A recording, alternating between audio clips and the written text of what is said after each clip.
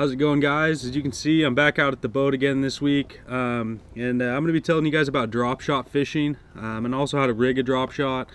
I have an old video about 3 years old where I actually demonstrate a rigging method, but it hasn't really changed since then for me, but I'm going to redo it here. Hopefully it'll show up a little bit clearer with the updated cameras and things like that, but we're going to jump right in. So drop shotting is a really good technique. It works good in super clear water, dirty water, stained water, it doesn't really matter. Super versatile. You can fish it in cover, almost completely open water, you know, around rocks, things like that. So I'm going to show you guys how I like to rig my drop shots. There's two hooks that I like to use if I'm dropping in timber and things like that. I'll use this hook, which is a small skinny bear. It's like a size 1, you know, weedless hook, and I'll go up to 1 on it. It really is just matching to your size of your bait. The other hook that I use most of the time, probably 90% of the time, is just a typical drop shot style hook, and this is also made by Skinny Bear. It's very similar to the Gamakatsu split shot drop shot hook, but it's a little bit lighter gauge. I really like it because if you think about your worm underwater, you're throwing typically you're going to be throwing a worm that floats or has some sort of, you know, somewhat buoyant characteristics. So you want a light wire hook, and this is just a little bit lighter wire. I like it a little bit more. It doesn't affect that bait's flotation as much as I feel other hooks do. So I really like this Skinny Bear drop shot hook. What the knot that I use, there's a couple different ones I use, but the main one I use is just a Palomar knot. I hold my hook just straight up and down. I double over my line typically. I like to pinch it in my mouth just to get it you know, the rounded end very small so it fits through that hook. You guys see I have a looped end. What you do after that is literally just tie an overhand knot, pull it through, and then wrap it. I like to wrap it when it's got quite a bit of slack, as you can see here. That way when you cinch it down, it doesn't come out with those stringy, you know, the little kinks and things like that. So I have a fairly loose knot. I like to wet it and then cinch it down. And then as you can see, there's no kinks and things like that when you do it that way. If you cinch it down and then tighten it, there's a better chance you're going to burn your line and things like that, and you get those little, you know, curlicues. And I just like this way more. I take the slack and I put it through the top of the hook. Essentially what that's going to do is just have your hook sit straight up and down underwater, as you can see. And as far as leader length goes, there's going to be scenarios where you want a long leader, possibly the fish are suspended off the bottom, you know, or various reasons. In very clear water you might want a longer leader. I actually typically normally fish a fairly short leader, but the way I fish my drop shots is a little bit different. I don't do as much shaking. The shaking that I do is just barely anything at all. Try not to move the weight and things like that, so I don't mind a short leader typically. A lot of times I find fish that are suspended, if they are suspended, it's just very close to the bottom, so I keep it short. Actually, I try to keep it fairly similar to the length of my worm. If I'm throwing a 6-inch worm, you know, maybe a 7 or 8 inch leader. If I'm throwing a small little 4-inch worm, maybe a 5 or 6 inch leader. There is times I'll go longer, you know, maybe if there's some short grass growing off the bottom or things like that, but typically it's a pretty standard, a couple inches longer than my worm. And as far as weight selection goes, I like the cylindrical pencil weights a little bit more. I feel like they get snagged less. They make cannonball weights and things like that are pretty good.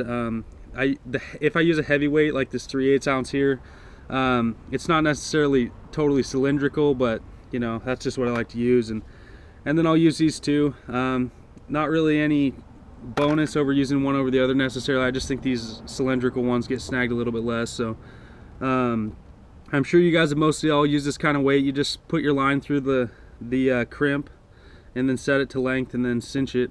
I don't normally tie it. When I use really light line, like 4 or 5 pound test, you might have to tie it because that clip might be a little bit loose, but we're gonna get rid of that tag. And as you can see, it's a fairly condensed rig. That's probably a 6 or 7 inch leader. My hook is perfectly standing out right there, and as you can see, the weight.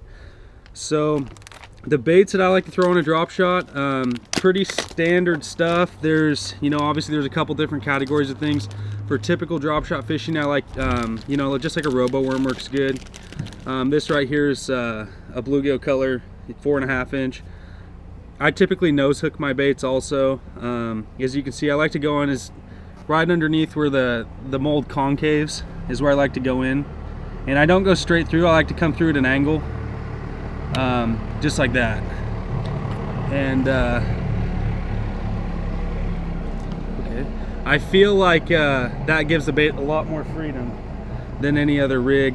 As far as other baits I really like these Skinny Bear drop shot minnows. And the way I rig these is pretty similar, but I look for a specific point on the bait. As you can see, they're very detailed and realistic, and they have you know, lines on the jaw and things like that. I like to come in just like you're rigging a live shiner, right in the bottom jaw, and then I go in a little bit and then out. And what that's going to do is keep that bait centered a little bit lower like that, and it has better posture in the water, and they're just super realistic, good baits. Other than that, for smallmouth especially, I really like Jackal crosstail shads. I'll pull one out for you here. See, just really simple bait, but super effective. I nose hook them the same.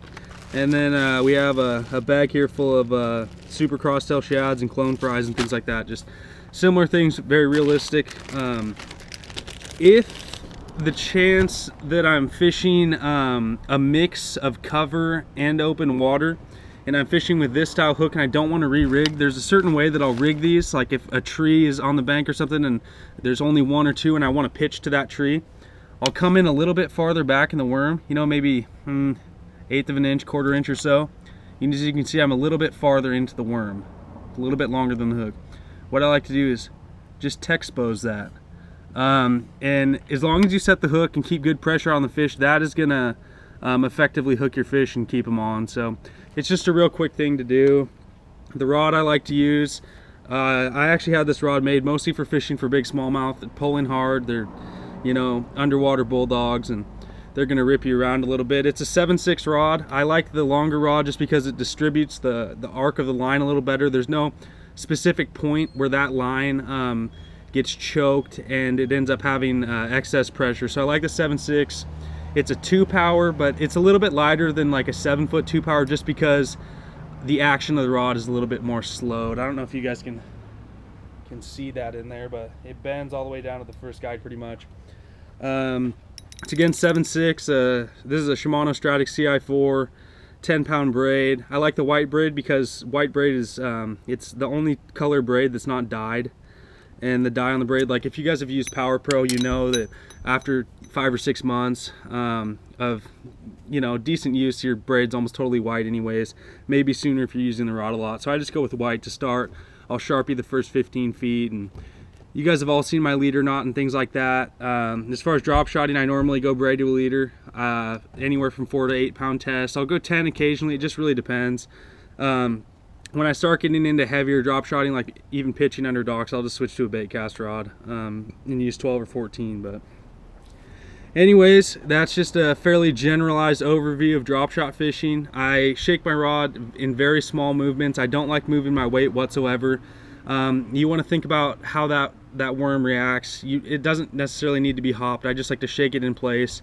When I throw a drop shot, it's normally in a scenario where I need to be throwing a drop shot. They're not really biting anything else, and something to scrounge up some bites. And you know, drop shot will catch big fish too. Guys like Aaron Martins and Cody Meyer and things like that have pretty much made a professional fishing career off of drop shot fishing in general.